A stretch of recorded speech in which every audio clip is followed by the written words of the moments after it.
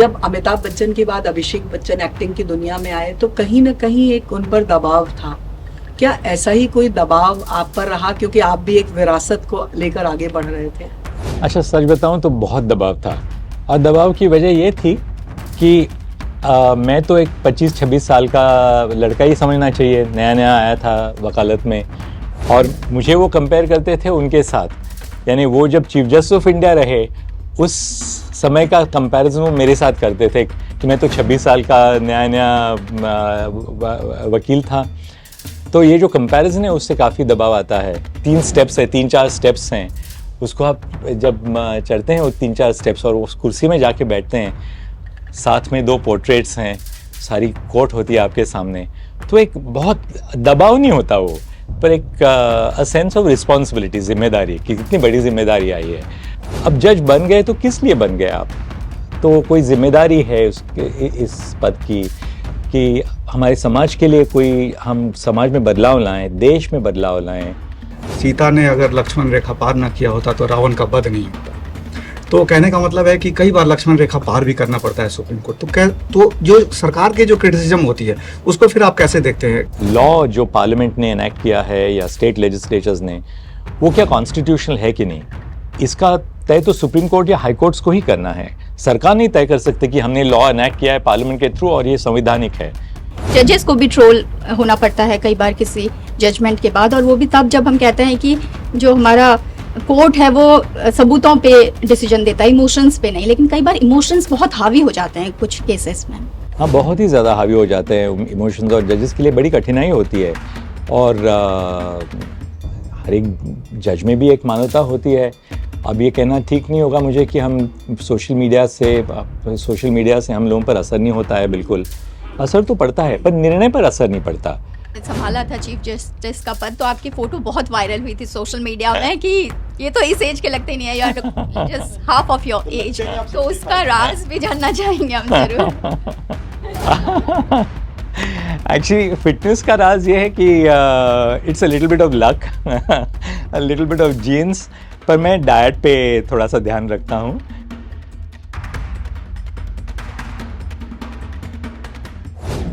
आज नवभारत टाइम्स संवाद में हमारे साथ मौजूद हैं भारत के पूर्व मुख्य न्यायाधीश न्यायमूर्ति डॉक्टर DY चंद्रचूड़। सर का बहुत बहुत स्वागत है नवभारत टाइम्स संवाद कार्यक्रम में। और सवाल जवाब का सिलसिला माय लॉर्ड के इजाज़त अगर हो तो हम हाँ बिल्कुल शुरू करते हैं। अब तो माय लॉर्ड रहे नहीं तो आप शुरू कर लीजिए, आपका आदेश है। Thank you ji Manjari. Sir, बातचीत का सिलसिला शुरू करें उससे एक बहुत ही लाइटर टोन पे एक सवाल है कि जब अमिताभ बच्चन के बाद अभिषेक बच्चन एक्टिंग की दुनिया में आए तो कहीं ना कहीं एक उन पर दबाव था। क्या ऐसा ही कोई दबाव आप पर रहा, क्योंकि आप भी एक विरासत को लेकर आगे बढ़ रहे थे? अच्छा, सच बताऊं तो बहुत दबाव था। और दबाव की वजह ये थी कि मैं तो एक 25-26 साल का लड़का ही समझना चाहिए, नया नया आया था वकालत में। अब लोग क्या करते हैं कि पिताजी को उनकी यादगार कब की है, जब वो चीफ जस्टिस ऑफ इंडिया थे, यानी 65 साल का उनका तजुर्बा था। और मुझे वो कंपेयर करते थे उनके साथ, यानी वो जब चीफ जस्टिस ऑफ इंडिया रहे उस समय का कंपैरिजन वो मेरे साथ करते थे कि मैं तो 26 साल का नया नया वकील था। तो ये जो कंपैरिजन है उससे काफ़ी दबाव आता है। पर मेरे बारे में एक ये हुआ कि मैं जब लॉ कॉलेज में था तो पिताजी और माँ के साथ में हम इलाहाबाद गए थे। तो उस समय इलाहाबाद में बहुत बड़ा प्रॉब्लम था कि कई जजेस के खिलाफ कुछ एलिगेशंस थी। तो पिताजी बार में चले गए थे। बार सारे वकीलों ने उनको, अधिवक्ताओं ने बुलाया था उनको, और उन्होंने ना माँ को पूछे ना मुझे बताया। वहाँ पर उन्होंने जाहिर कर दिया कि जब तक मैं चीफ जस्टिस ऑफ इंडिया हूँ मेरा बेटा किसी भी कोर्ट में प्रैक्टिस नहीं करेगा।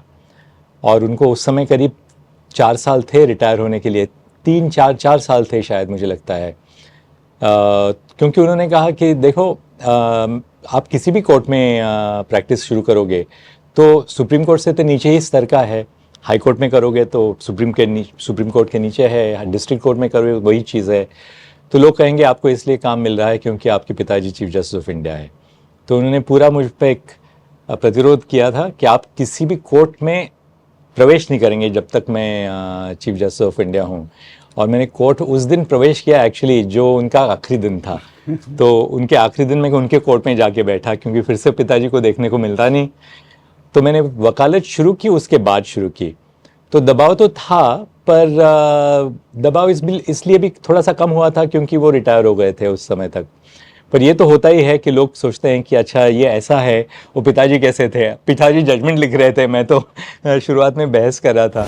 नहीं सर, जब आप सीजीआई के पोस्ट पे आए उस वक्त एक होता ना कंपैरिजन की, जब वो थे और उसके बाद आप हैं, तो एक लोगों का कहीं ना कहीं, क्या उस वक्त भी कुछ? उस समय तो बिल्कुल कम दबाव होता है, क्योंकि सबको हम ट्रेन जजेस होते हैं। मैंने करीब सीजीआई जब मैं बन गया तो 22 साल जज, 22.5 साल हो गए थे जज बन के। और जो उनके साथ लोग थे, अब बहुत ही कम लोग रह गए हैं, क्योंकि वो 1985 में रिटायर हो गए। तो 37 साल हो गए थे उनको रिटायर होके। तो हैं, अभी भी आज हैं, जैसे अपने अटर्नी जनरल साहब हैं, वेणुगोपाल साहब हैं, उस समय फली नरिमन साहब थे, तो उन्होंने काम किया था। पर वो तो मुझे भी लगता नहीं है कोई मुझ पर दबाव था। पर वो कुर्सी ऐसी है, वो जो चीफ जस्टिस ऑफ इंडिया का जो कोर्ट है, उसका एक वो माहौल का दबाव होता है कि आप वो कुर्सी में, जब वो 3-4 स्टेप्स हैं, उसको आप जब चढ़ते हैं वो 3-4 स्टेप्स और उस कुर्सी में जाके बैठते हैं, साथ में 2 पोर्ट्रेट्स हैं, सारी कोर्ट होती है आपके सामने, तो एक बहुत दबाव नहीं होता वो, पर एक सेंस ऑफ रिस्पॉन्सिबिलिटी, जिम्मेदारी कि कितनी बड़ी जिम्मेदारी आई है। और हर रोज़ तो मैं ये सोचता था और कोई भी चीफ जस्टिस बन सकता है। मैं बन गया तो ठीक है, बन गया मैं, पर ये तो कहने लायक बात भी है कि वहाँ उस कुर्सी में जब आप बैठते हैं तो ये बिल्कुल दिल में लगता है कि देखो, आप 1 सेकंड में कहते हैं डिसमिस्ड, आप 1 सेकंड में कहते हैं नोटिस या स्टे, और स्टे रिफ्यूज़ किसी की ज़िंदगी का सवाल है, कई बार देश का सवाल होता है, और समय बहुत कम होता है, आपको स्प्लिट सेकंड में निर्णय देना होता है कई बार मैटर्स में। तो इसका जो एक असर पड़ता है मन पे, दिमाग पे, वो अलग ही होता है। लाइटर नोट से आप सीरियस नोट पे हाँ, सीरियस नोट पे ही आ गए हम लोग। तो उस सीरियस नोट पे कंटिन्यू कर रहे हैं। अगर आप देखें सर, अभी जैसे आपने टर्म की बात की, तो हाल के टाइम में अगर हम लोगों ने जितनी अभी तक देखी कि सबसे ज़्यादा जो बात चर्चाएं हुई हैं और अभी तक वो चर्चा रुक नहीं रही है आपके टर्म के बारे में, तो उसमें जो क्रिटिक के हिसाब से मैं लूँ, कुछ जो 3-4 सवाल जो आए जिस पर आपने ये देखा होगा, कई सारी जो बात हुई, क्योंकि आप पे एक्सपेक्टेशन जिस तरह से था, तो लोगों ने एक चीज़ कहा कि कुछ चीज़ें जहाँ पे एक आप पे पॉलिटिकल में लोगों ने देखा हुआ ऑन रिकॉर्ड, कुछ लोगों ने, नेताओं ने कहा, विथ रेफरेंस आपको देते हैं, जैसे महाराष्ट्र का एक इलेक्शन हो गया, कई बार फिर आई जैसे एजेंसीज़ के दुरुपयोग के मामले में सर कि आप पर इवन कुछ नेताओं ने कहा, फिर जैसे प्लेसेस ऑफ वर्शिप में कहा कि आप शायद इसमें ये कर सकते थे, कई जजमेंट में आए, इस तरह की चीज़ें जब आई, और दूसरे साइड में कहीं कहा कि नहीं आप माँ की जजमेंट में आए कि नहीं आप you are being too liberal. तो तमाम तरह के जो क्रिटिक इवन आपके जो रहते हुए सामने आए, और इवन बाद में भी जो जिस तरह से चीज़ें आई, उन तमाम जो आपने कई जगह बात भी की है, उन तमाम आलोचनाओं को आपने देखा भी, और सोशल मीडिया होने के बाद जो आया, तो इस दोनों साइड के लोगों का जो लगातार जो आलोचना, सवाल और अपेक्षा का दबाव, जो कहें इसको, व्हाटएवर आप उसको आपने किस तरह से लिया, और क्या इतने दिन के बाद आप हटने के बाद उसको आपने नए सिरे से देखा, या क्या आपके लिए क्या था? ये देखिए, जब मैं सुप्रीम कोर्ट आया मई 13, 2016 को, उस समय करीब 16 साल मैं जज रहा था हाई कोर्ट में। मेरे से बाद में जिनकी नियुक्ति हो गई थी हाई कोर्ट्स में, वो भी सुप्रीम कोर्ट पहुंच गए थे, क्योंकि ख़ासतौर पर छोटे हाई कोर्ट से जो जजेस नियुक्त हो जाते हैं वो जल्दी पहुंच जाते हैं। मैं बहुत बड़े कोर्ट से आया था, बॉम्बे हाई कोर्ट से, पर ये एक 16 साल में तो मैंने ये देखा था कि आप कुछ मत करो तो आप पर कोई आलोचना नहीं होगी, आप कुछ कार्य मत करो, कोई कठोर निर्णय नहीं लो, या एडमिनिस्ट्रेटिव साइड पे, जुडिशियल साइड पे, पर तो कोई आलोचना नहीं होती है। तो लोग कहेंगे अच्छा और एक आदमी आया है जो कुछ न करता है ना। ये रास्ता मैंने कभी भी नहीं अपनाया था। जब पहले दिन से बम्बई उच्च न्यायालय में जब मैं जज बना था, मैंने सोचा था, क्योंकि जज बनने को मुझे किसने अनिवार्य तो बनाया नहीं था, मैं अपने दिल से बना था, किसने कहा नहीं था आपको बनना ही है। अब जज बन गए तो किस लिए बन गए आप? तो कोई जिम्मेदारी है उसके इस पद की कि हमारे समाज के लिए कोई हम समाज में बदलाव लाएं, देश में बदलाव लाएं। तो इसलिए मैं सोचता हूँ कि ये तो मैंने सोचा है था, और एक्सपीरियंस भी ये बात पता चली कि जैसे आप निर्णय ले लोगे, ख़ासतौर पर ऐसी मामलों में जिनमें कि दो राय हो सकती है, तो आलोचना तो होगी। अब आलोचना सही हो गलत हो, लोगों को उसके बारे में सोचना चाहिए। आपने जिक्र किया कि जैसे महाराष्ट्र के इशू में आलोचना हुई। अब देखिए, चीफ जस्टिस ऑफ इंडिया की जो पोजीशन है वो बहुत ही कठिन है। अब महाराष्ट्र की बात हम करते हैं, एक उदाहरण के तौर से आपने उदाहरण लिया था। मैंने जब कॉन्स्टिट्यूशन बेंचेस का आयोजन किया था, तो पहले तो मैंने सोचा कि सुप्रीम कोर्ट में जो बड़े बड़े कॉन्स्टिट्यूशनल मामले हैं उनको लेना चाहिए हम लोगों को। ऐसे कई मामले थे जो 20 साल से ज़्यादा भी किसी ने उनको लिया नहीं था, हाथ नहीं लगाया था उनको। अब चीफ जस्टिस ऑफ इंडिया पुराने मामले छोड़ के नए मामले लेते हैं, तो लोग आलोचना करेंगे, अच्छा इसको नए मामलों में बड़ी रुचि है क्योंकि इसको कुछ खास इंटरेस्ट है नए मामलों में। आप पुराने मामले ना लें तो लोगों की आलोचना होती है कि इतने पुराने मामले पड़े हैं और ये नए नए मामले ले रहे हैं। तो आप जो भी करो, एक जो समाज का एक विंग है या पॉलिटिकल आर्म का एक विंग है, आपको क्रिटिसाइज करेंगे ही करेंगे। और देखिए, मैंने सुप्रीम कोर्ट में चीफ जस्टिस बनने के बाद कई ऑलमोस्ट इमीडिएटली कॉन्स्टिट्यूशन बेंचेस का गठन किया था। अब कई कॉन्स्टिट्यूशन जजेस बेंचेस 5 जजेस के थे, कई 7 जजेस के थे, कई 9 जजेस के थे। ऑलमोस्ट जुलाई एंड तक, मुझे लगता है जहाँ तक मेरी यादगार ठीक है, जुलाई एंड तक हम कॉन्स्टिट्यूशन बेंचेस में बैठे थे। और उस समय हम इस साल भी देख लीजिए आप, जैसे जैसे कॉन्स्टिट्यूशन बेंचेस हमने तय किए, इस साल इन 2024 में इलेक्ट्रल बॉन्ड्स का इशू लिया था हमने, उसके बाद आर्टिकल 370 का लास्ट ईयर हमने लिया था, उसके बाद हमने कई तो ऐसे मामले थे जो इंडियन फेडरलिज्म के लिए बहुत महत्वपूर्ण थे। जैसे मिनरल राइट्स जो होते हैं, उस पर टैक्स कौन लगा सकता है, क्या केंद्र सरकार लगा सकती है यानी पार्लियामेंट, या स्टेट लेजिस्लेचर्स लगा सकते हैं। ये मामला करीब मुझे लगता है 1993-94 से ये पेंडिंग था, क्योंकि एक जजमेंट हुआ था 5 जजेस का, वो रिफ़र हो गया था, फिर 7 जजेस ने 9 जजेस को रिफ़र किया था। और एक दूसरा मामला था ये तो इंडस्ट्रियल अल्कोहल का, इंडस्ट्रियल अल्कोहल जिसमें बहुत बड़ी रेवेन्यू उस पर निर्भर होती है। इंडस्ट्रियल अल्कोहल को कौन रेगुलेट कर सकता है, क्योंकि जो पीने वाला अल्कोहल है उसमें जुरिस्डिक्शन स्टेट्स की है, वो पार्लियामेंट के पास नहीं है। पर इंडस्ट्रियल अल्कोहल जो है उसको कौन रेगुलेट कर सकता है, क्या केंद्र सरकार रेगुलेट कर सकती है या स्टेट्स रेगुलेट कर सकते हैं। ये जो मामले थे, इनमें अपने फेडरेशन को, फेडरलिज्म पर बहुत बड़ा असर होने वाला था। तो ये हमने मामले लिए। अलीगढ़ मुस्लिम यूनिवर्सिटी का स्टेटस क्या है, क्या वो सच में is it a minority institution, is it not a minority institution. वो मामला तो 1968 का निर्णय था सुप्रीम कोर्ट का, और उसको बाद में जिसमें उन्होंने कहा था कि अलीगढ़ मुस्लिम यूनिवर्सिटी माइनॉरिटी इंस्टीट्यूशन नहीं है। अब्दुल अजीज़ बादशाह का जजमेंट है, वो रिफ़र होने के बाद वो हमने ले लिया। तो ऐसे कई बहुत पुराने मामले थे जो कि हमने लिए। और अब मेरे पास और समय होता तो मैं और मामले ले ही लेता, पर मान लीजिए मेरे पास और 6 महीने होते, तो वो 6 महीने के बाद तो ऐसा नहीं है कि सारा काम तो निपट सकता है, कुछ तो वापस रहेगा ही रहेगा। अब पर असल में ये बात है, आप काम करने लग जाओ और काम करो तो आपको कोई ना कोई आलोचना तो होगी। आप किसी सबको तो खुश नहीं कर सकते। और कोर्ट में तो ख़ास तौर पर ऐसे होता है ना कि एक साइड जीती है, दूसरी साइड हारती है। तो और उसकी और एक भी वजह है कि अक्सर हमने आजकल देखा है कि बहुत सुप्रीम कोर्ट को पॉलिटिसाइज कर रहे हैं, किया जा रहा है। इलेक्शंस आ रहे थे 2024 में, तो ऐसे मामले कई आ रहे थे जो कि खास तौर पर पॉलिटिकल स्पेक्ट्रम के मामले थे. So the Supreme Court is being also utilized as a substitute for the political democratic space.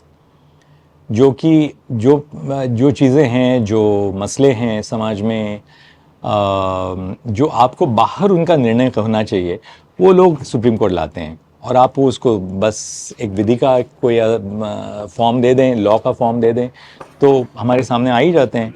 तो these are very contested political issues which come to the Supreme Court, albeit in a constitutional framework. It's framed as a constitutional issue. तो इनमें दो राय तो हो ही सकती है. Sir, इसी से जुड़ा हुआ सवाल है कि जो लक्ष्मण रेखा की बात होती है, अब सुप्रीम कोर्ट में इस तरीके के मसले आते हैं, सरकार को कहीं ना कहीं लगता है कि सुप्रीम कोर्ट इन चीज़ों में दखल दे रही है, जबकि सुप्रीम कोर्ट बार बार कहती रही है कि नीतिगत मामले में हम नहीं घुसते. लेकिन जब मामला ऐसा आता है तो सुप्रीम कोर्ट को बोलना पड़ता है. एक बार जस्टिस गांगुली ने कहा था कि सीता ने अगर लक्ष्मण रेखा पार न किया होता तो रावण का वध नहीं होता. तो कहने का मतलब है कि कई बार लक्ष्मण रेखा पार भी करना पड़ता है सुप्रीम कोर्ट.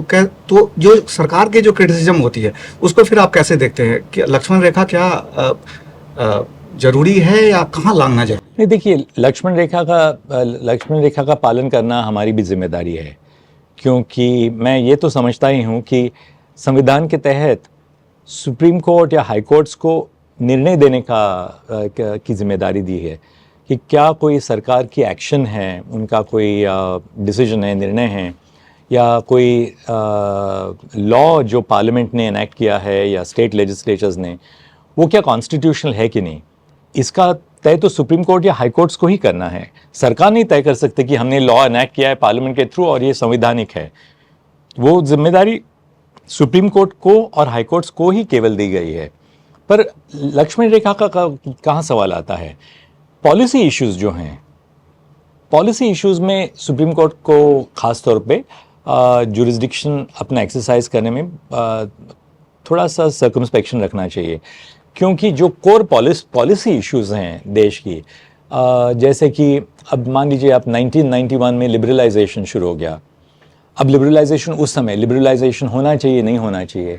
उसके पहले आपके पास लाइसेंसिंग था इंडस्ट्रीज डेवलपमेंट रेगुलेशन एक्ट के तहत. आप कोई भी इंडस्ट्री सेटअप करना चाहते हैं तो आपको लाइसेंस की ज़रूरत थी. अब वो लाइसेंसिंग रेजिम देश के लिए हितकारक है या हानिकारक है, this is a policy issue. इसमें तो कोर्ट नहीं पढ़ सकती. या आज मान लीजिए आपके हमारे यहाँ FDI कैप्स है, फॉरेन डायरेक्ट इन्वेस्टमेंट के कैप्स हैं. वो कैप्स को क्या आपको ज़्यादा शिथिल करना चाहिए और किस सेक्टर में शिथिल करना चाहिए, ये सरकार की जिम्मेदारी है, वो हमारी जिम्मेदारी नहीं है. पर आप करेंगे तो उसको कोई चैलेंज करता है तो उसको चैलेंज का जवाब ढूंढना वो सुप्रीम कोर्ट की जिम्मेदारी है और एक्चुअली उनका उत्तरदायित्व है. ये नहीं करेंगे तो it will be a breach of constitutional faith. इसी में जुड़ा हुआ है सर कि केशवानंद भारती का जो जजमेंट है वो सरकार को कई बार नागवार गुजरती है. कई बार हायर अथॉरिटी ने भी उसको कहा कि भी सुप्रीम कोर्ट ने दखल दिया, जबकि आपने खुद भी कई बार कहा है कि वो ध्रुव तारा की तरह है. तो क्या वो वाकई जजमेंट है जो भारतीय जो डेमोक्रेटिक सिस्टम है उसको बचाए रखने के लिए बहुत इंपॉर्टेंट जजमेंट है? हाँ, बिल्कुल. मैं समझता हूँ आज हमारी डेमोक्रेटिक सिस्टम आज भी है 1975 की इमरजेंसी के बाद. तो ये 1973 का ये जो जजमेंट है केशवानंद भारती का, मैं ये नहीं समझता हूँ कि केवल उसकी वजह से डेमोक्रेसी कायम है. लोगों की वजह से भी कायम है. एक डेमोक्रेटिक कल्चर है, पॉलिटिकल कल्चर है डेमोक्रेसी के लिए. तो मैं ये नहीं समझता हूँ कि एक निर्णय की वजह से ही डेमोक्रेसी आज है. पर बहुत बड़ी उसका जो कारण है ये जजमेंट की वजह से कि आप उस समय आपको याद होगा कि 1975 में जब इंदिरा गांधी प्राइम मिनिस्टर की जो उनका इलेक्शन सेटिसाइड हुआ था इलाहाबाद उच्च न्यायालय से, तो उसके बाद उन्होंने एक कॉन्स्टिट्यूशनल अमेंडमेंट ले आए थे वो कि प्रेसिडेंट, वाइस प्रेसिडेंट और प्राइम मिनिस्टर के कोई भी इलेक्शन डिस्प्यूट्स हों वो सामान्य इलेक्शन ट्राइब्यूनल के पास नहीं जाएंगे और वो स्पेशल इलेक्शन ट्राइब्यूनल के पास जाएंगे. यानी पूरा कोर्ट का जुरिस्डिक्शन हटाया था. उस समय सुप्रीम कोर्ट ने कहा कि चाहे आप प्राइम मिनिस्टर हो, आपके प्रेसिडेंट का इलेक्शन हो, चाहे आपके स्पीकर का इलेक्शन हो, जो बाकी मेंबर्स ऑफ पार्लियामेंट के लिए लागू होता है वही संविधान इनके लिए भी लागू होना चाहिए। तो मैं समझता हूँ जो केशवानंद भारती का जो जजमेंट है बहुत बहुत ज़्यादा महत्वपूर्ण है हमारे देश के लिए। और आखिर में उसका इम्पोर्टेंस ये रहा है कि पार्लियामेंट को संविधान बदलने का तो हक है, उनको तो वो जिम्मेदारी भी दी गई है आर्टिकल 368 में, but parliament is not the last word. मान लीजिए कोई ऐसी अमेंडमेंट आएगी नहीं, तो मैं समझता हूँ, आपको उदाहरण के तौर से बताता हूँ, कोई कहे कि नहीं हम डेमोक्रेसी नहीं रहेंगे पर एक अथॉरिटेरियन स्टेट बन जाएंगे, क्या ये उचित होगा? It will be directly contrary to the basic structure of the constitution. So in that sense it's a very crucial judgment. इसके लिए मैंने उसको नॉर्थ स्टार कहा था। सब मीडिया के साथ साथ अब सोशल मीडिया का भी बहुत फ़र्क हर चीज़ों पे पड़ता है। कोई केस ऐसे होते हैं जो बहुत ही हाई प्रोफाइल हो जाते हैं सोशल मीडिया में या मीडिया में, बहुत हाइप हो जाता है, तो मिनट टू मिनट कमेंट्री उसमें होने लगती है। तो इस तरीके के केस को जब कोई जज देखते हैं तो क्या इन सब कमेंट्री का जो सोशल मीडिया में होती है, मीडिया अपनी तरीके से उनको एनालाइज करता है, कुछ असर होता है? क्योंकि फिर जजेस को भी ट्रोल होना पड़ता है कई बार किसी जजमेंट के बाद, और वो भी तब जब हम कहते हैं कि जो हमारा कोर्ट है वो सबूतों पे डिसीजन देता है, इमोशंस पे नहीं। लेकिन कई बार इमोशंस बहुत हावी हो जाते हैं कुछ केसेस में।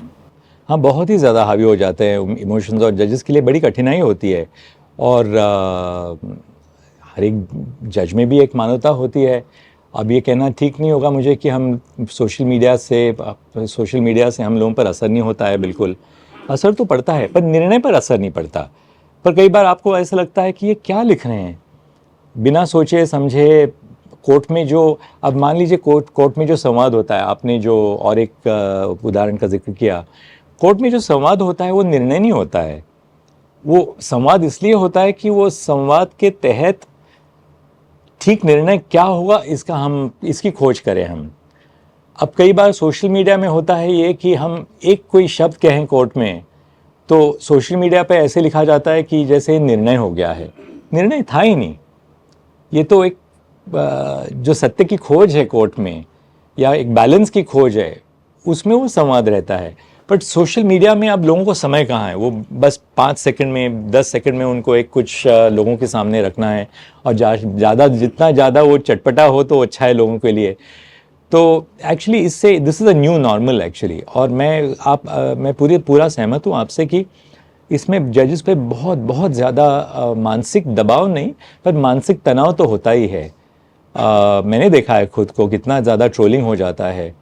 कई बार ऐसे होता है कि केवल सुप्रीम कोर्ट के बाहर ही नहीं, बाहर तो मान लीजिए राजनीति है, समाज है, उसमें अलग अलग गट होते हैं, पर सुप्रीम कोर्ट में ही वकीलों में भी अलग अलग गट होते हैं। और ये आजकल एक नया मसला निकला है कि आप सोशल मीडिया को आप यूज़ करेंगे वकील होने के नाते, ताकि आप केस होने के पहले ही जज पर दबाव लाने की कोशिश करें। वो माहौल ऐसा आप तैयार करेंगे कि आप, और ऐसा है कि आप जो मैं कहता हूँ वो आप एक्सेप्ट करेंगे तो फिर आप इंडिपेंडेंट हैं। जो मैं कहता हूँ उसके खिलाफ आप जाएंगे तो आप इंडिपेंडेंट नहीं हैं। तो ये जो मैं समझता हूँ it shows a lack of maturity. किसी जज को आप ऐसा, यू कांट होल्ड जजेस टू रैंसम लाइक दिस। किसी जज को भी conscience, you must have the independence of conscience.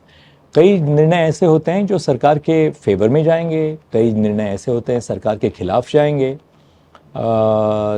It depends on where the balance of justice lies in that particular case. And जजेस को ये फ्रीडम होनी चाहिए कि हम एक केस को उठा के उस केस में कैसे निर्णय होना चाहिए, ये उसका हम हल ढूंढ लें। यहाँ पे थोड़ा सा इंटरफेयर की जजों की फ्रीडम की बात की सर उसमें, लेकिन इसका एक दूसरा फ्लिप साइड जो हम लोगों ने अभी देखा है, और ये एज अ चाहे तो सिटीजन या as a ex chief justice आपको कितना बोदर करता है, कितना कंसर्न करता है। 2 एग्जांपल हैं कि जो अभी चल रहे हैं। एक सीटिंग जज का एक मामला है जो आपने देखा होगा, इलाहाबाद हाई कोर्ट के। जी। तो एक सीटिंग जज जब आते हैं तो उनकी फ्रीडम की बात यहाँ पे है। एंड सेकेंड एग्जाम्पल जो कुछ और भी जिस तरह से आया है कि पिछले जैसे 2024 की बात की, वहाँ पे एक सीटिंग जस्टिस लगातार एक पर्टिकुलर गवर्नमेंट के खिलाफ जजमेंट देते रहते हैं, एंड सडनली ही रिजाइंस, चुनाव लड़ते हैं और आते हैं। तो इस तरह की जो घटनाएं होती है, जैसे एक साइड जो आपने कहा कि इन द आइडियल स्टेट में बैलेंस होना चाहिए और वो करते हैं, मेजोरिटी तो करते हैं, लेकिन ये जो एक दो मिसाल आती है जैसे इलाहाबाद में हुआ या बंगाल में हुआ, भी स्पेसिफिक एग्जाम्पल के साथ, क्या इस तरह के ट्रेंड आपको बोदर करता है या फ्यूचर के लिए क्या इसमें कुछ लग रहा जी बिल्कुल। पर ये जो आपने जो दोनों उदाहरण दिए हैं, जो इलाहाबाद उच्च न्यायालय के जो जज हैं उन्होंने जो किया, वो जो उन्होंने जुडिशल साइड पे नहीं किया। जो मैं जिक्र कर रहा था ये था कि आप जब जजमेंट देते हैं कोर्ट में, तो वो जजमेंट देते हुए जज को पूरी फ्रीडम होनी चाहिए, without any pressure from social media. ये जो इलाहाबाद उच्च न्यायालय के जज साहब की जो बात है, उन्होंने कोर्ट के बाहर कुछ अपने वक्तव्य में, भाषण में उन्होंने कुछ कहा था, तो उस पे चर्चा हो रही है कि क्या ये किसी जज को, सिटिंग जज को कहना चाहिए था, ऐसे प्रोग्राम में पार्टिसिपेट करना चाहिए था, नहीं चाहिए था। तो ये दूसरी चीज़ है। और कलकत्ता के जज साहब की जो बात है, उन्होंने एक्चुअली जो उन्होंने जज बन के जो कार्य किया उस पर कोई टिप्पणी नहीं है। टिप्पणी इस बात की है कि आपने रिज़ाइन करके तुरंत आपने राजनीति ज्वाइन कर दी। इसमें मुझे बिल्कुल मुझे तो इसमें काफ़ी चिंता होती है। अब मैंने उसके बारे में बात भी की है पहले कि देखिए, ultimately it's a question of everybody's conscience. ऐसे पहले भी जजेस हो चुके हैं जिन्होंने राजनीति में हिस्सा लिया था। कई जजेस ऐसे हैं कि जिन्होंने इलेक्ट्रल पॉलिटिक्स को कॉन्टेस्ट किया था। मैं आपको उदाहरण दे सकता हूँ, जस्टिस MC चागला थे, बम्बई उच्च न्यायालय के first Indian chief justice after independence, और हम सोचते हैं कि he is the gold standard, and he is the gold standard because he was the first Indian chief justice of the Bombay high court, very distinguished जज। अब जब उनकी बम्बई उच्च न्यायालय की चीफ जस्टिस की उनकी टर्म ख़त्म हो गई, तो वो इंडियन एम्बेसडर बन गए US में, फिर ब्रिटिश हाई कमिश्नर, इंडिया के ब्रिटिश हाई कमिश्नर बन गए थे, Indian high commissioner to Britain. उसके बाद वो मिनिस्टर ऑफ एजुकेशन बन गए पंडित जवाहरलाल नेहरू साहब के कैबिनेट में। ये एक उदाहरण है। जस्टिस सुब्बाराव थे, again a very distinguished chief justice of India, जिन्होंने कि इस्तीफ़ा दे के उन्होंने प्रेसिडेंशियल इलेक्शन को कॉन्टेस्ट किया था उस समय। जैसे रंगनाथ मिश्रा थे, जो पार्लियामेंट में नियुक्त होकर आए थे, so he was elected to parliament. If I am not mistaken, justice Baharul Islam also had contested an election. So ये तो there is no bar in the constitution as such. और ये व्यक्तिगत मसला है, क्या आपकी टेम्परमेंट है, आप करना चाहते हैं, क्या ये आपके लिए उचित है। पर मैं ये भी सोचता हूँ कि हम लोग आजकल जजेस को ना इतना ज़्यादा we are binding them so strictly to certain standards of what we assume is correct behaviour. क्या ये इस इंस्टीट्यूशन के लिए ठीक है कि नहीं है? अब ठीक है, आप भी क्या कह रहे हैं कलकत्ता उच्च न्यायालय के जज साहब के बारे में, हाँ, आपके किसी भी समाज में आपको ऐसी उदाहरण मिल जाएंगे, but you have to look at the overall perspective of the judicial system. ऐसे कितने जजेस हैं जिन्होंने राजनीति ज्वाइन की है? अब 75 साल में हमने आपको 4-5 उदाहरण दिया है। क्या इससे जुडिशरी क्या नीचे आई है या उसका रिस्पेक्ट कम हो गया है? मैं नहीं समझता हूँ कि our system is very very mature, and ऐसे कई जजेस हैं कि रिटायरमेंट के बाद कुछ नहीं करते हैं। आपको मैं उदाहरण दे सकता हूँ कितने जजेस का मैंने खुद देखा है कि खुद का इलेक्ट्रिसिटी बिल भरने जाना है तो खुद अपना इलेक्ट्रिसिटी बिल भरने के लिए, जैसे कोई नागरिक है, वो लाइन लगा के पैसे भर देते हैं अपने। किसी अस्पताल में जाना है तो लाइन लगा के अस्पताल में खड़े रहते हैं। तो वो भी तो उदाहरण है हमारे यहाँ जुडिशरी में। सर, वैसे तो आपके कार्यकाल में बहुत से जजमेंट हैं जो मील का पत्थर कहे जा सकते हैं, राइट टू प्राइवेसी से लेके राम मंदिर। इसके अलावा भी आप किनको अपना ऐसा जजमेंट मानते हैं जो बहुत आपके नज़र में मील का पत्थर रहे हैं? इसके साथ ही सर दूसरा सवाल भी है कि आपने एक बार कहा था कि असहमति जो होती है वो लोकतंत्र का सेफ्टी वॉल्व है और हमारे समाज में इंटॉलरेंस की भावना बढ़ रही है, तो इस पर आपका क्या कहना है सर? इसमें मैं ये जोड़ना चाहूँगी, जब आपने संभाला था चीफ जस्टिस का पद तो आपकी फ़ोटो बहुत वायरल हुई थी सोशल मीडिया में कि ये तो इस एज के लगते नहीं है, यार just half of your age. तो उसका राज भी जानना चाहेंगे हम ज़रूर। अच्छा, मेरी जो जजमेंट्स है मील के पत्थर हैं, वो तो मैं सोचता हूँ कि आप सबको, जर्नलिस्ट को, समाज को, उनको कहना चाहिए कि ये मील का पत्थर है। मैं समझता हूँ कि कोई भी केस को मैंने जब संभाला तो मैं सोचता था कि उस समय के लिए, चाहे 5 मिनट के लिए हो, सोमवार या शुक्रवार को, कई बार सोमवार और शुक्रवार में आपके पास 70-80 केसेस होते हैं, तो आप 3-3, 4-4 मिनट में उसका हल ढूंढते हैं, या फिर कोई बड़ा मामला हो। तो इन अ सेंस हर एक मामला, मैं सच में दिल से कह रहा हूँ, ये हर एक मामला मील का पत्थर है। छोटा बेल है वो, मान लीजिए किसी का, एक मान लीजिए कोई ट्रक ड्राइवर है या ट्रक का क्लीनर है, उसके ट्रक में मान लीजिए चरस मिल गया है और उसको अरेस्ट किया है, वो 3 साल अंदर जेल में बैठा है। अब केस में कोई प्रोग्रेशन नहीं हो रहा है। अब वो बेचारा 3 साल में, एक ट्रक का क्लीनर है, वो वहाँ पर किसी छोटे जेल में बैठा है 3-4 साल। सुप्रीम कोर्ट के यूनिवर्स में एक छोटा केस है, ऐसी कोई बड़ी बात नहीं जो हमने सीखी नहीं है, जो उसको अप्लाई करनी है। इसमें क्या पैरामीटर्स होने चाहिए कि इसको रिलीज देना चाहिए, नहीं देना चाहिए, पर उसके लिए तो ज़िंदगी का सवाल है। पर आप मुझे सच में बताएं, जो मुझे सबसे फुलफिलिंग लगा, वो फुलफिलमेंट तब लगा कि किसी सामान्य नागरिक के लिए आप कुछ कर पाएँ। कोई बड़ा जजमेंट हो, वो लिखने में बड़ा अच्छा लगता है, जैसे राइट टू प्राइवेसी था, या LGBTQ के राइट्स का सवाल था, या आर्टिकल 370 अयोध्या। पर असल में आपको जो किसी भी जज को, और मैं अपनी बात नहीं कर रहा हूँ, मैं शायद बाकी जजेस भी यही कहेंगे। अब जैसे कि मेरे पिछले रिटायरमेंट के पहले 3-4 महीनों में 2 बार ऐसे केसेस आए हैं। एक केस ऐसे थी कि एक दलित विद्यार्थी को IIT में एडमिशन मिली थी और उसके पास पैसे नहीं थे वो फॉर्म अपलोड करने के लिए। बहन ने क्रेडिट कार्ड दिया था, पर वो क्रेडिट कार्ड यूज़ नहीं हो पाया। 5 बजे कट ऑफ हो गया, उसकी एडमिशन तो चली गई। और दूसरी एक ऐसी केस थी, जो एक डेली वेजर के बेटे थे, और एक भाई BI बिट्स पिलानी में शायद उसने एडमिशन ली थी, वो शायद दलित बच्चा था। तो दोनों को हमने एडमिशन दिलाई। तो उस समय ऐसे लगता है कि सच में कुछ किसी की ज़िंदगी मान लीजिए बदल जाती है, तो इससे और बड़ा सेटिस्फैक्शन जज को क्या हो सकता है। या एक लास्ट में एक केस आया था, एक विद्यार्थी था, उसको 88% डिसेबिलिटी थी और उसको मेडिकल एडमिशन चाहिए थी। अब वो सामान्य विद्यार्थी होता है, यानी डिसेबिलिटी नहीं होती उसको, तो उसको अच्छे से अच्छे इंस्टीट्यूशन में एडमिशन मिल जाती। उसका स्कोर इतना अच्छा था, पर उसको 3 बोर्ड्स ने कहा कि नहीं, ये डॉक्टर नहीं बन सकता क्योंकि उसकी डिसेबिलिटी है 88% है। तो फिर हमने उसको एक और डिसेबिलिटी एक्सपर्ट को रेफ़र किया, और वो डिसेबिलिटी एक्सपर्ट ने कहा नहीं, ज़रूर काम कर सकता है, आपको बस चेंजेस करने पड़ेंगे ताकि वो काम कर सकता है। अब उसको जब हमने एडमिशन दिलाई तो सच में अच्छा लगा।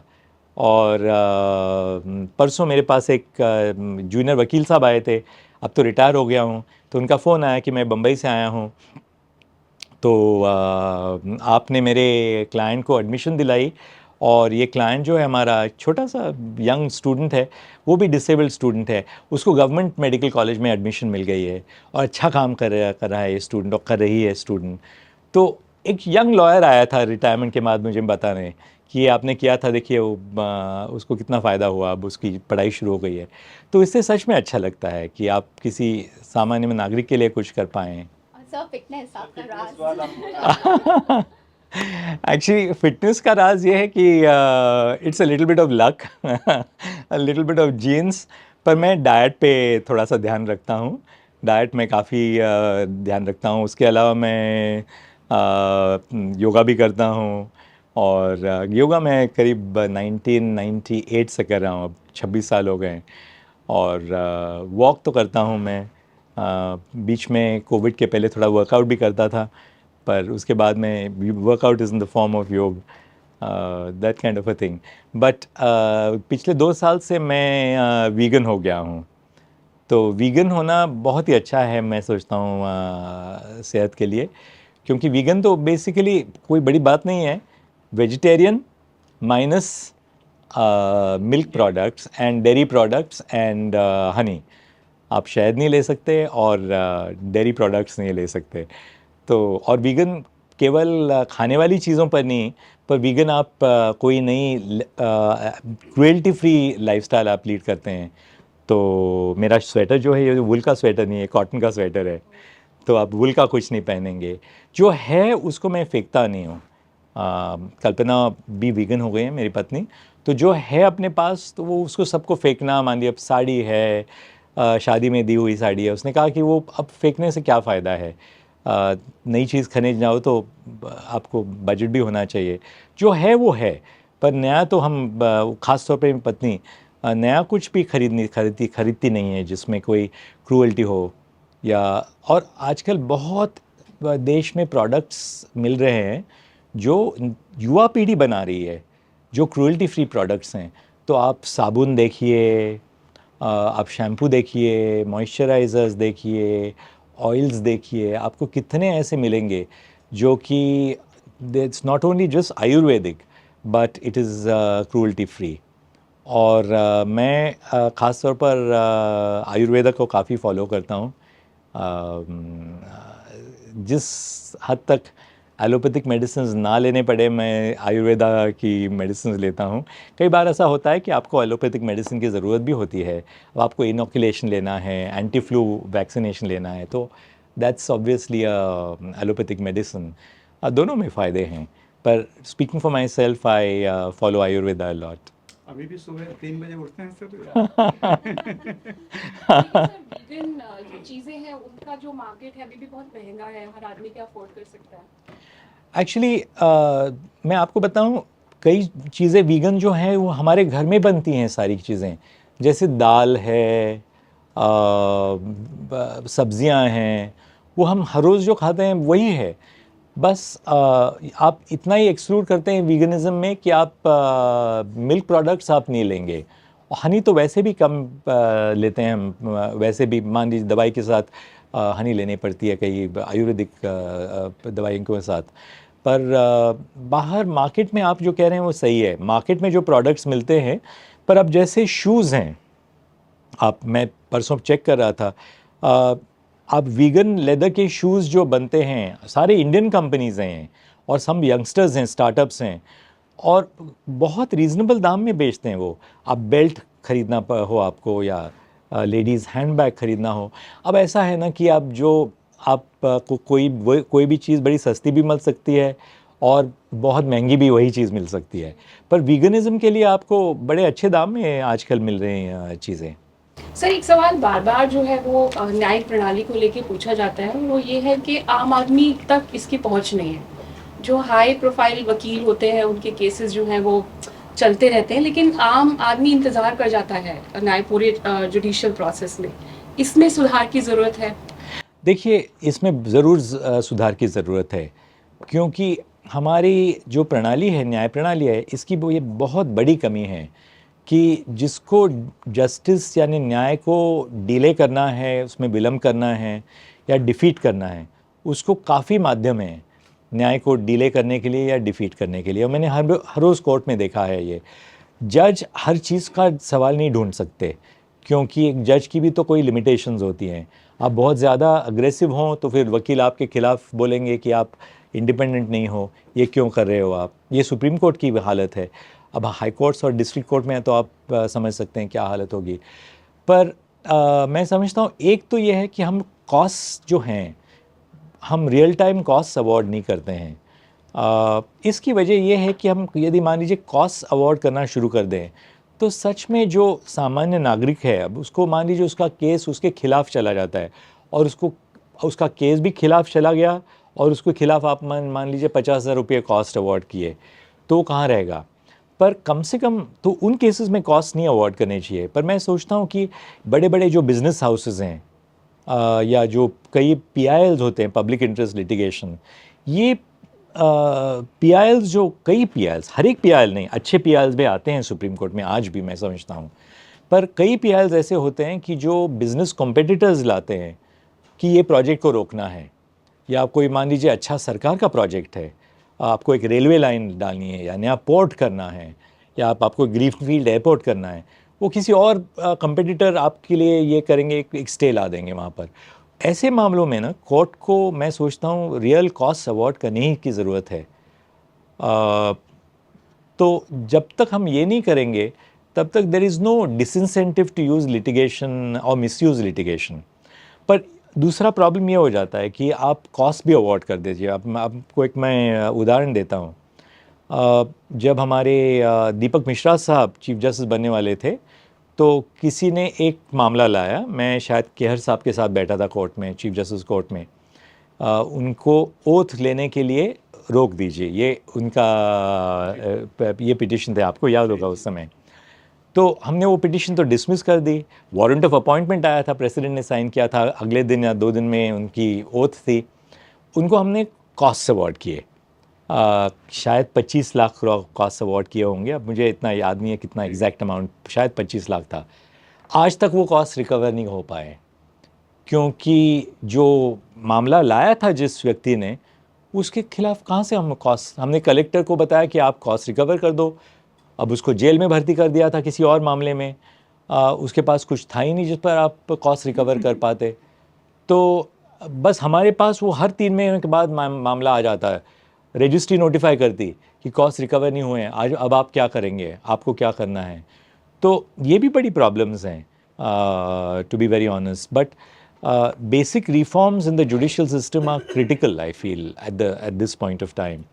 हम अब सोचते हैं कि हम $3 ट्रिलियन इकोनॉमी की ओर बढ़ेंगे। जब तक हम हमारी न्याय प्रणाली को बदल नहीं पाएंगे और फंडामेंटल चेंजेस जब तक हम नहीं लाते हैं, वो ठीक नहीं रहेगा। राजनीतिक तबका ये आरोप लगाता है कि कोर्ट में छुट्टियों का सवाल उठाता है। कोर्ट की ओर से कहा गया है कि जजेस बहुत प्रेशर में काम करते हैं। तो इन दोनों मसलों के बीच अब रिटायरमेंट के बाद आप किस नज़रिए से देखते हैं, और क्या तारीख पे तारीख का आपकी नज़र में कोई सॉल्यूशन है? देखिए, अब मैं आपको स्टैटिस्टिक्स देता हूँ। कोविड जब ख़त्म हुआ था तो करीब फाइलिंग 29,000 थी साल की, 29,000 केसेस फाइल होते थे सुप्रीम कोर्ट में। 2024 में 61,000 केसेस फाइल हो गए। जज की संख्या तो 3 से बढ़ी है, 31 जज थे, अब 34 जज की स्ट्रेंथ है।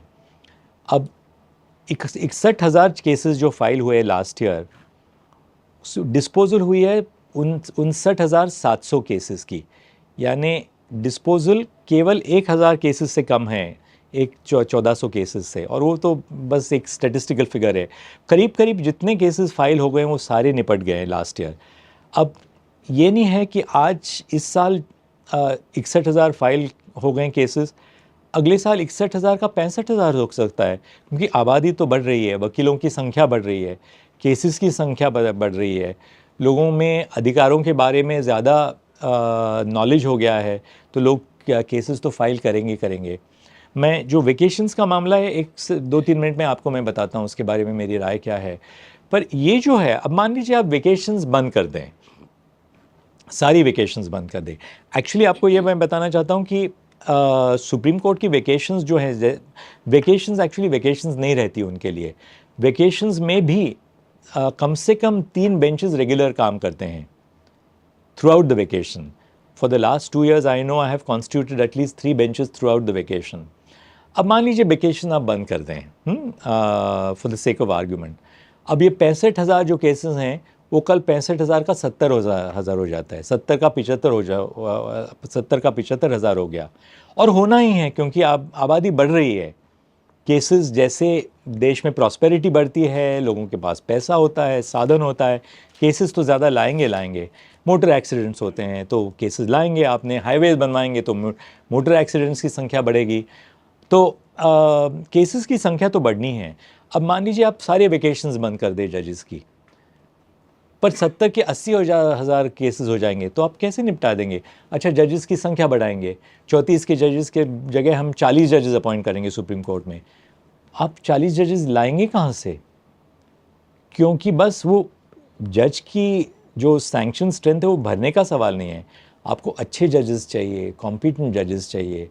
तो ये जो रेस है ना कि केसेस हैं इसलिए वेकेशंस बंद कर दो, उसके बाद जजेस की संख्या बढ़ाओ, ये उसका उत्तर नहीं हो सकता।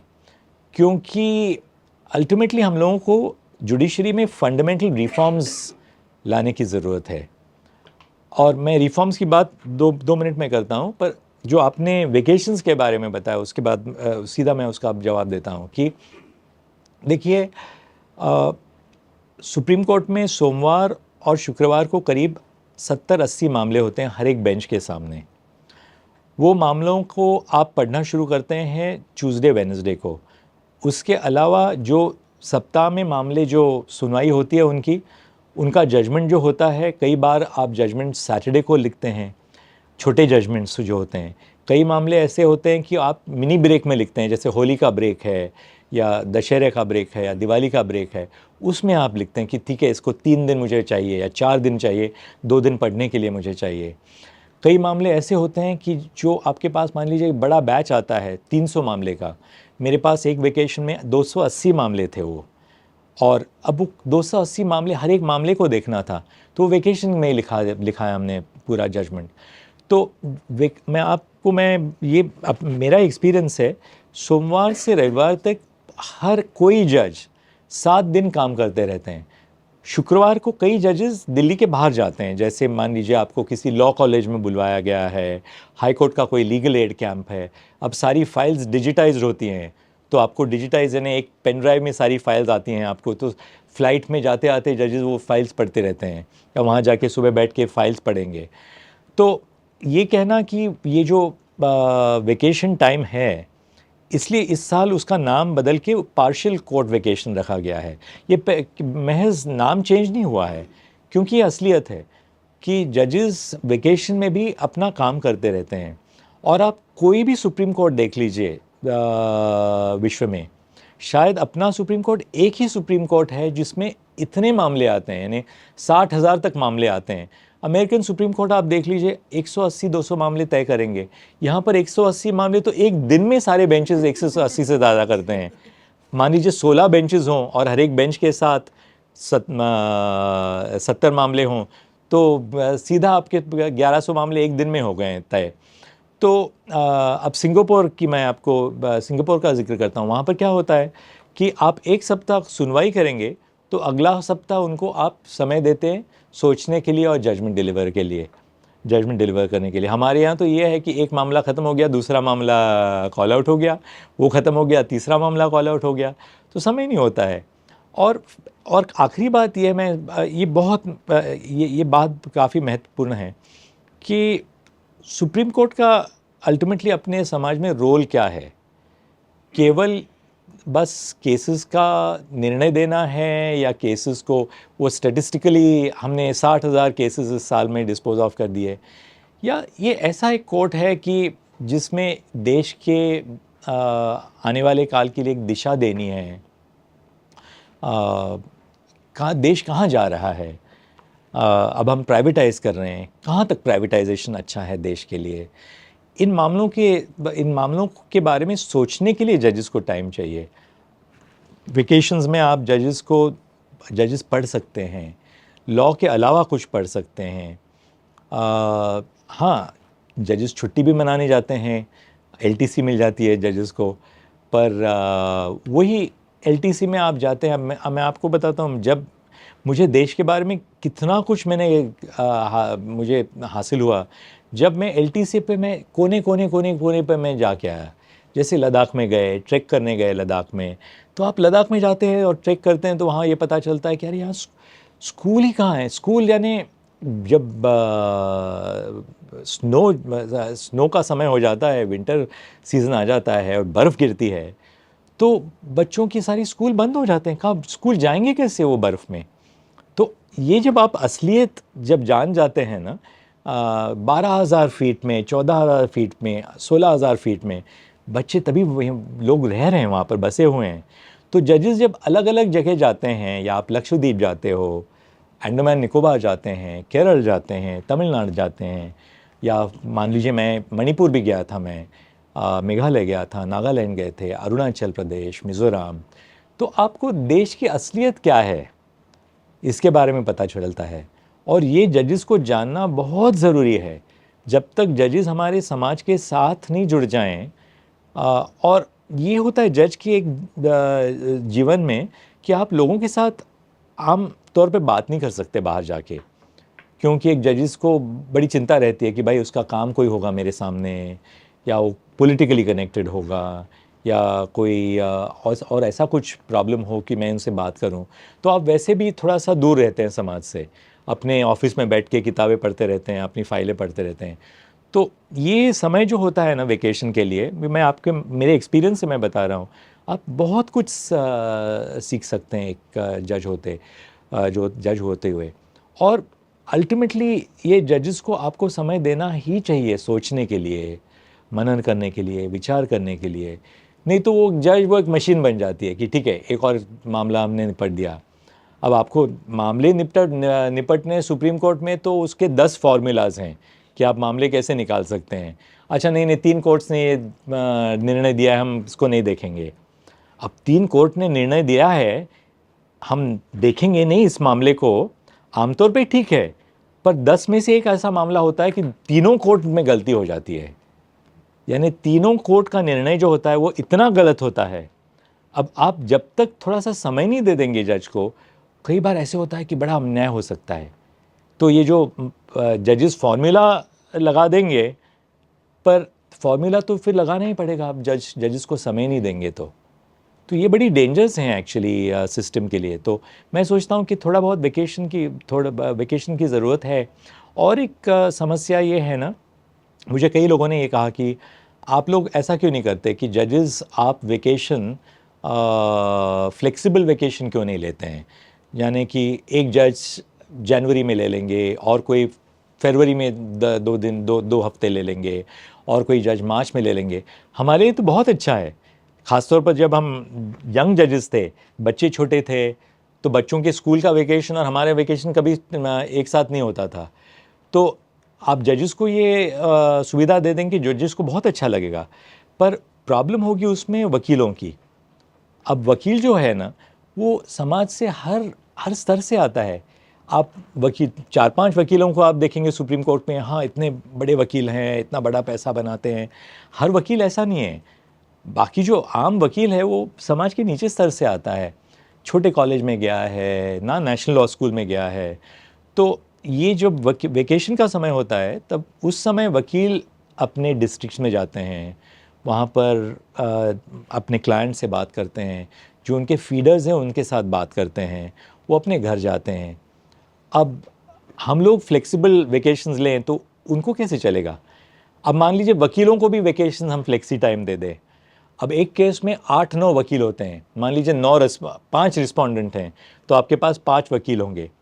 हर वकील ने रिस्पोंडेंट के लिए अलग अलग समय यदि वेकेशन की स्लिप डाल दी तो कैसे चलेगा काम? तो चलेगा नहीं। तो ये फ्लेक्सिबल टाइम वगैरह तो कॉन्सेप्ट तो ठीक है, बहुत अच्छा कॉन्सेप्ट है, कॉर्पोरेट इंडिया में ठीक है, पर अपने जो हाँ ये सिस्टम में नहीं चल सकता है। सुप्रीम कोर्ट में जैसा कि आपने कहा कि ये एक होना चाहिए कि ये देखे कि देश कहाँ जा रहा है।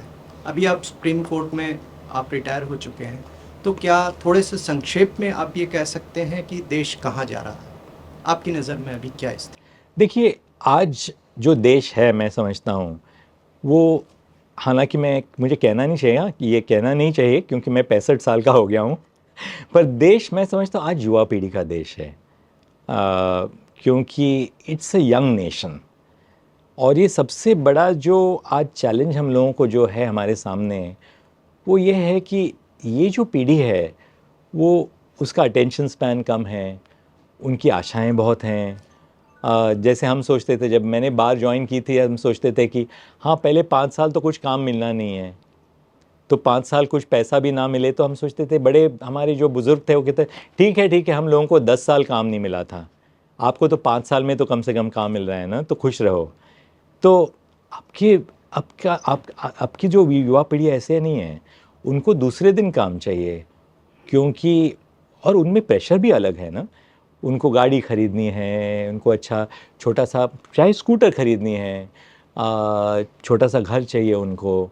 और कहाँ से आते हैं, बिहार से आते हैं, महाराष्ट्र से आते हैं, वेस्ट बंगाल से आते हैं, सुप्रीम कोर्ट में बस जाते हैं, दिल्ली में बस जाते हैं। अब जैसे आप सब हैं, हर एक अलग अलग जगहों से हम आए हैं। तो ये जो पीढ़ी है उसके सामने प्रॉब्लम्स भी अलग हैं, और उनको ये पीढ़ी जो है, युवा पीढ़ी है, उनमें इम्पेशंस है, इम्पेशंस फॉर चेंज। वो सवाल उठाने चाह रहे हैं। ऐसा नहीं है, जब हम थे युवा थे तो हम सोचते थे ऐसे पहले से आया है, ये रीति है। जब मैं चीफ जस्टिस बन गया था तो जब मैं कोई नई चीज़ करने जाता था तो मुझे मेरा स्टाफ कहता था, सर ऐसे पहले नहीं हुआ करता था, ये ऐसे नहीं होता है, ये रीति नहीं है। तो मैंने उनको यही पूछता था, तो अब क्यों नहीं बदल सकते हम? अब से तो बदलाव लाएंगे हम। तो the real challenge for India today, I feel, is to accommodate the interests of the younger generation. और हम लोगों को अब एजुकेटेड पीढ़ी है ये, पर हमने एजुकेशन इस तरह का नहीं दिया उनको कि उनको जॉब्स के लिए स्किलिंग हो। एजुकेशन तो है पर स्किल्स नहीं है, तो उनको कैसे स्किल्स करें, कैसे स्किल्स दे दें, उनको नौकरियां कैसे पहुंचाएं। महिलाएं हैं, almost about 50% of the population consists of women in our country. अब लेबर फोर्स पार्टिसिपेशन आप देख लीजिए, महिलाओं का लेबर फोर्स पार्टिसिपेशन अपने देश में बाकी इज़ वेरी लो, बहुत कम है। अब महिलाओं को कैसे हम लेबर फोर्स में पार्टिसिपेशन के लिए लाएं? क्योंकि यदि हमारी आबादी का 50% हिस्सा फॉर्मल एम्प्लॉयमेंट और प्रोडक्टिव एम्प्लॉयमेंट में ना आ जाएं, तो एज ए नेशन प्रगति कैसी होगी? तो महिलाओं को अंदर लेबर फोर्स में लाने के लिए, प्रोडक्टिव एम्प्लॉयमेंट देने के लिए, ये बहुत बड़े चैलेंजेस हैं। मैं सोचता हूँ देश के आगे क्षमता भी है देश में। मैं देखता हूँ जहाँ मैं था, जब मैं छोटा था और हम स्कूल में थे या कॉलेज में थे या जूनियर वकील थे, आपको फ़ोन चाहिए तो आपको 5 साल रुकना पड़ता था फ़ोन के लिए। आप गाड़ी चाहिए आपको तो आपको एक लाइन लगानी पड़ती थी कार के लिए। तो देश में बहुत बदलाव हुआ है, उसमें कोई संदेह नहीं है। पर आगे जाने के लिए मैं सोचता हूँ ये जो समस्याएं हैं इनका तो हल निकालना पड़ेगा हम लोगों को। सर, युवा पीढ़ी की बात हो रही है और बात इसकी भी चल रही है आजकल कि आर्टिफिशियल इंटेलिजेंस को लॉ प्रोसीडिंग्स में इम्प्लीमेंट किया जाए। अभी हाल ही में जो केंद्रीय कानून मंत्री हैं अर्जुन राम मेघवाल, उन्होंने भी कहा था कि हमने जो नए कानून लाए हैं उसमें भी इसका इस्तेमाल किया है और ये हमारी पूरी कोशिश है कि लीगल प्रोसीडिंग में इसको इम्प्लीमेंट कर दें। हालांकि जो सुप्रीम कोर्ट के एक जज थे दीपांकर दत्ता जी, उन्होंने इसका थोड़ा सा संदेह जताया था कि ये कितना कामयाब होगा।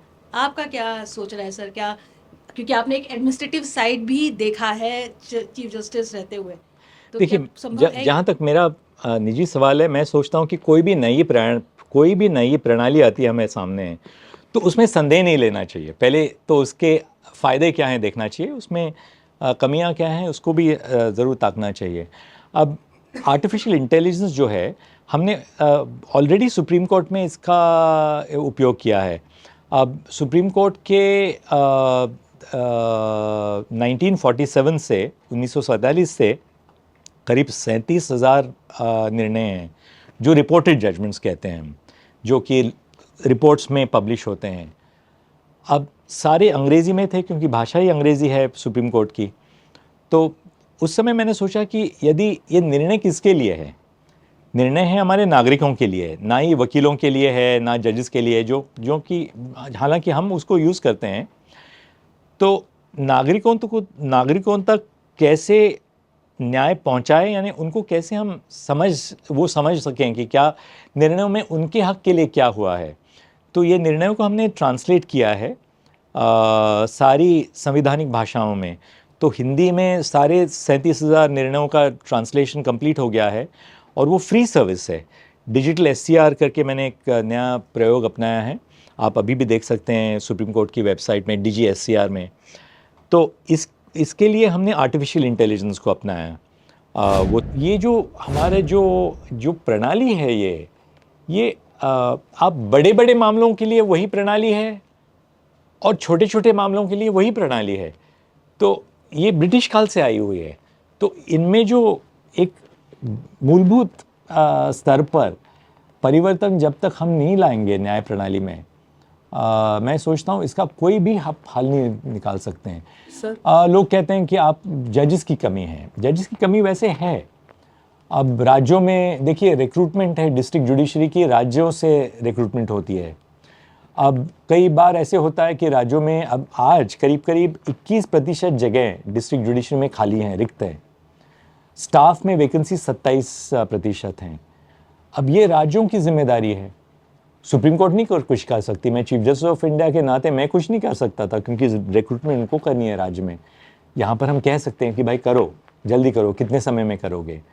तो ये बहुत कुछ बदल करना है जुडिशरी में, और मैं सोचता हूँ स्ट्रक्चरल रिफॉर्म्स 1991 में जब बेसिक पॉलिसी रिफॉर्म्स आए थे, हाँ, नरसिम्हा राव साहब जब प्राइम मिनिस्टर थे, उनका फ़ायदा आज हम उसका फ़ायदा हम लोगों को हम महसूस हो रहा है। जब तक हम जुडिशरी में फंडामेंटल रिफॉर्म्स नहीं लाएंगे तब तक चेंज कुछ नहीं होगा। सर मेरा एक सवाल है, एक मामला था जिसको लेके काफ़ी विवाद हुआ था। पीएम आपके घर गणपति का उत्सव के दौरान आरती के लिए आए थे और सोशल मीडिया पे काफ़ी उसको हाँ। लेके प्रतिक्रियाएं आई थी। तो सर इस पूरे मामले को आप कैसे देखते हैं? खासतौर से सेपरेशन ऑफ पावर का जो है वो लोगों ने उस वक्त कई चीज़ें। देखिए, सेपरेशन ऑफ पावर्स का जवाब मैं पहले देता हूँ। सेपरेशन ऑफ पावर्स का मतलब यही है कि ना PM chief justice of India का काम करे, ना chief justice of India PM का काम करे। पीएम अपना काम करे, स्पीकर साहब जो पार्लियामेंट में वो अपना काम करे, जुडिशरी अपना काम करे। Separation of powers does not mean कि आप एक दूसरे के साथ बातचीत नहीं करेंगे। सेपरेशन ऑफ पावर्स का मतलब यही है कि पार्लियामेंट लेजिस्लेशन लाएगी, एग्जीक्यूटिव गवर्नमेंट जो है वो लेजिस्लेशन को इम्प्लीमेंट करेगी, और डिस्प्यूट्स का हल कौन निकालेगी? जुडिशरी निकालेगी। तो that is separation of powers. Separation of powers का अर्थ ये नहीं है कि आप बातचीत नहीं करेंगे एक दूसरे के साथ। पर आपके सवाल का जवाब मैं दे भी चुका हूँ, पर मैं यही देना चाहता हूँ। अच्छा, आपत्ति कई लोगों को जो आपत्ति हुई है, दो चीज़ों की आपत्ति थी। और एक भी जो मेरे बारे में कहा कि मैंने कहा कि मैंने ये भी कहा था कि मैं खुद प्रार्थना करता हूँ, मैं पूजा पाठ करता हूँ। तो लोगों को आपत्ति दो बात की थी। एक आपत्ति ये थी कि आप पूजा पाठ करते हैं, तो उसमें मैं कहता हूँ कि क्या हमारी संविधान में ये लिखा है कि आप एक निष्पक्ष जज बनना चाहते हैं तो वही निष्पक्ष हो सकता है कि जो पूजा पाठ नहीं करता हो? ये तो हमारी ये तो संवैधानिक तत्व नहीं है। संविधान में हालांकि धर्म के बारे में, धर्म निरपेक्ष है, यानी the state does not have a religion in India, but our constitution is not an irreligious constitution. It is a constitution which recognises the importance of religion in our society. दूसरी आपत्ति ये थी लोगों को कि उस समय कि उन्होंने कहा कि आप पूजा करते हैं, ये आप अपने घर में क्यों नहीं, आप घर के दरवाजे बंद करके कर लीजिए। तो मैंने कहा ये दिस इज़ हिपोक्रेसी। लोगों को ये भी पता होना चाहिए कि आप अपने धर्म का पालन करते हैं, आपके विश्वास का पालन करते हैं, पर आप समाज में कोई भी धर्म का व्यक्ति आपके सामने आए तो आपको कोई फ़र्क नहीं पड़ता। उनको जब आप न्याय देते हैं, अपना जो धर्म है वो अलग बात है। और असल में कोई भी धर्म हो आपको क्या सिखलाता है? धर्म तो यही सिखलाता है, कोई भी धर्म हो, कि धर्म एक यूनिवर्सल चीज़ है, मानवता है उसमें। आप किसी भी व्यक्ति की मानवता को आप रिस्पेक्ट करते हैं। अब आपने जो कहा कि प्राइम मिनिस्टर हमारे घर आए थे, उनमें लोगों को आपत्ति हुई थी। आप देख लीजिए 75 साल के इतिहास में ये पहली बार ऐसे नहीं हुआ है कि प्राइम मिनिस्टर ऑफ इंडिया या चीफ जस्टिस ऑफ इंडिया एक साथ बैठे हों। पहली बार नहीं हुआ है। मैंने बाद में किसी न्यूज़ चैनल में कहा था कि गजेंद्र गढ़कर साहब जब चीफ जस्टिस ऑफ इंडिया थे, लाल बहादुर शास्त्री प्राइम मिनिस्टर थे, अक्सर वो मिलते थे, साथ साथ बैठते थे, एक दूसरे की समस्याएं क्या हैं, जुडिशरी की क्या समस्याएं हैं, इंफ्रास्ट्रक्चर की क्या समस्याएं। आप जब साथ साथ बैठते हैं तो उसी समय आपको एक दूसरे के बारे में कुछ चर्चा कर सकते हैं, आप पता लगा सकते हैं कि क्या समस्या क्या है। इस बात पे प्राइम मिनिस्टर साहब मेरे घर पे आए थे, हाँ ज़रूर आए थे घर पे, पर मैं समझता हूँ उसमें लोगों को आपत्ति किस बात की है? क्या आपत्ति इस बात की है कि मेरे घर में गणेश पूजा हो रही थी? मुझे तो उस पर बिल्कुल आपत्ति नहीं लगती है। मुझे तो, मैं समझता हूँ, मुझे काफ़ी गर्व है उस पर कि मैं खुद पूजा करता हूँ। महाराष्ट्र की बड़ी ये रीति है, रिवाज है महाराष्ट्र में। लोकमान्य तिलक ने इसको अपनाया था। तो आप आखिरी में आप मेरे निर्णय हैं उसको आप ताक लीजिए। क्या कोई निर्णय को आप ये कह सकते हैं कि ये निर्णय ठीक नहीं था? प्राइम मिनिस्टर आप हमारे घर पे आ गए, उसके बाद हमने अलीगढ़ मुस्लिम यूनिवर्सिटी का निर्णय दिया था। तो सोशल मीडिया पे सवाल रहे थे, क्या पीएम जुडिशरी को भी प्रभावित करते हैं, ये भी सवाल। अब देख लीजिए, फॉर इंस्टेंस मैं आपको और एक उदाहरण देता हूँ। कई हमारे यहाँ ऐसा होता है कि जब मैं महाराष्ट्र में सीनियर जज था, मैं इलाहाबाद उच्च न्यायालय में चीफ जस्टिस था। महाराष्ट्र में और इलाहाबाद में, उत्तर प्रदेश में उस समय ये रिवाज था कि चीफ जस्टिस और चीफ मिनिस्टर्स की रेगुलरली मुलाकात होती है। एक बार, पहली बार जब चीफ जस्टिस की नियुक्ति होती है और वो ओथ ले लेते हैं, पहली बार चीफ जस्टिस चीफ मिनिस्टर के घर जाएंगे, अगली बार चीफ मिनिस्टर चीफ जस्टिस के घर आएंगे, next time chief justice chief minister के घर जाएंगे। यही रीति होती है। उस समय आप अलग अलग चीज़ों के बारे में बात करते हैं। हाँ, एक चीज़ पे आप बात बिल्कुल नहीं करते हैं, यानी आपके पास जो पेंडिंग केसेस हैं, आपके जो निर्णय हैं, उनके बारे में बिल्कुल बात नहीं होती है। पर मान लीजिए जैसे इलाहाबाद में मेरा एक बड़ा प्रोजेक्ट चल रहा था, लखनऊ की हाईकोर्ट की बिल्डिंग, लखनऊ के बेंच की बिल्डिंग चल रही थी, उसके बारे में फ़ंड्स आपको चाहिए होते हैं, जुडिशरी के लिए फ़ंड्स चाहिए होते हैं। फ़ंड्स तो सरकार से ही मिलते हैं, या अपॉइंटमेंट्स की बात होती है। कई अपॉइंटमेंट्स मान लीजिए आगे नहीं चली गई हैं, तो आप उसमें विचार विमर्श करते हैं, जो आप मिलते हैं साथ में। पर ये जो प्राइम मिनिस्टर के साथ बातचीत हुई थी, वो निजी तौर पर बातचीत हुई थी, और मैं सोचता हूँ कि इन चीज़ों से निर्णयों पर कोई प्रभाव नहीं पड़ता। आखिरी में आप यही देख सकते हैं कि इसके पहले कैसे निर्णय आए, उसके बाद कैसे निर्णय आए। सर, अंतिम सवाल सर, आप जब अभी उठते होंगे, और सर हम लोग भी जब उठते हैं सुबह में, तो हर दिन आपके लिए हम लोग नया पद देखते हैं। कभी इंटरनेशनल कोर्ट, कभी राष्ट्रपति, कभी गवर्नर, कभी कुछ सोशल मीडिया पे हर दिन आप भी उस पर देखते होंगे। तो उस पर कैसे आप रिएक्ट करते हैं? क्या उस पर भी लोग सवाल करते हैं? क्योंकि कई सारे लोग पूछते होंगे ये क्या है। जी, बहुत लोग सवाल पूछते तो हैं मुझे, पर मेरे जीवन में मैंने एक ही मंत्र को अपनाया है कि आज ज़िंदगी है, आज सांस है, वो एक बड़ी देन है। आप ईश्वर को मानते हैं तो आप सोचते हैं कि ईश्वर की कृपा है, आप प्रकृति को मानते हैं तो वो प्रकृति की कृपा है। आज का दिन है, आज का दिन आप पूरे दिल दिमाग से जिएं, और आज का दिन है तो मैं सोचता हूँ, एक बहुत अच्छी किताब मैंने पढ़ी थी, the last lecture by a professor at Stanford, Randy Pausch. तो उन्होंने कहा था कि ये यदि मेरे जीवन का आखिरी दिन हो, तो क्या आज मैंने जो विश्व है मेरे आसपास का विश्व जो है, उसको थोड़ा सा तो मैंने बेहतर बनाया कि नहीं। तो मैं हर रोज़ मैं यही सोचता हूँ आज भी कि कुछ तो मैंने किया, छोटी चीज़ की, कोई बड़ी चीज़ करने की ज़रूरत नहीं होती, छोटी चीज़ कुछ की, जिससे कि हमारे आसपास जो लोग हैं उनके जीवन में मैंने कोई प्रभाव किया कि नहीं। तो मैं सोचता हूँ, जब मैं जज बना था 2000 में, मार्च में जज बनने जा रहा था, और मैंने उस समय चीफ जस्टिस साहब को बताया था कि देखिए 3 साल पहले मुझे पूछा गया था कि जज बन जाओ, 3 साल मेरी अपॉइंटमेंट नहीं आई है, अब मुझे नहीं बनना है। सबरवाल साहब थे हमारे चीफ जस्टिस, तो मैं उनके पास गया था, उनको कहा मैंने कि चीफ साहब मुझे अब नहीं बनना है, क्योंकि उस समय मेरी स्वर्गीय पत्नी जो थी उनको कैंसर हुआ था, हमें पता नहीं था ये कितने साल ऐसे ही लटका रहेगा मामला। तो मैं उनके पास चला गया था और मैंने कहा कि मुझे आप छोड़ दीजिए, मुझे रिहा कर दीजिए इस जिम्मेदारी से। तो उन्होंने कहा बेटा 1 सप्ताह रुको, 1 सप्ते में आपको मैं कुछ जवाब नहीं दे सकूं तो आप बिल्कुल आप जो करना है आप कर लो। 1 सप्ताह में मेरी अपॉइंटमेंट आ गई। तो देखिए ऐसा समय भी था जब मैं जज बनना ही नहीं चाहता था, जज भी बन गए। अब जब जज बन गए तब ये सोचा नहीं था कि आप जज बनते हैं तो ये नहीं सोचते हैं कि आप मैं सुप्रीम कोर्ट कब जाऊंगा, पता नहीं सुप्रीम कोर्ट जाओगे नहीं जाओगे। ये तो कभी नहीं सोचा था कि चीफ जस्टिस ऑफ इंडिया बन जाऊं ना बन जाऊं। कई चीज़ें ऐसी होती हैं, बस हो गया वो। तो इसलिए मैं सोचता हूँ कि चीफ जस्टिस ऑफ इंडिया भी बन गया तो मेरे लिए ऐसी कोई गर्व की बात नहीं थी, क्योंकि बाकी कितने लोग हैं जो